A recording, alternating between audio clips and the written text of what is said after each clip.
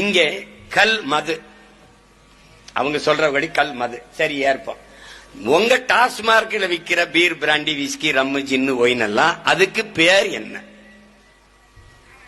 அது புனித நீரா, கோயில்ல கொடுக்கிற தீர்த்தமானா அதுக்கு பதில் இல்லை. நாம ஒரு கேள்வி கேட்கிறோம். கல் உணவின் ஒரு பகுதி. சான்று யதார்த்தத்தில் இருக்கிற உணவு முறையில் இருக்க பழக்கங்களே வரும். ஒரு மனிதன் நீ எவ்வளவு நகை பணம் கொடுத்தாலும் போதும்னு சொல்ல மாட்டான். உணவு ஒன்றில்தான் மனிதன் போதும் என்று சொல்வான். நீங்க சாப்பாடு வச்சு சாப்பிட்டே இருக்கும்போது உணவை மட்டும்தான் எனக்கு போதும் என்று சொல்வான். நீங்க வேணா பாருங்க, நீங்க ஒரு விருந்துக்கே போங்க, சாப்பிடுங்க, சாப்பிடும்போது எனக்கு போதும், எவ்வளவு சுவையான சாப்பாடு இருந்தாலும் போதும். அது மாதிரி நீங்க சாராயம் அல்லது ரம்மு, ஜின்னு இந்த மாதிரி சீம சரக்குகளை நீங்க குடிச்சா அவன் போதும்னே சொல்ல மாட்டான். மயங்கி மட்டையாய் கீழே விழுகிற வர குடிச்சிட்டு தான் இருப்பான்.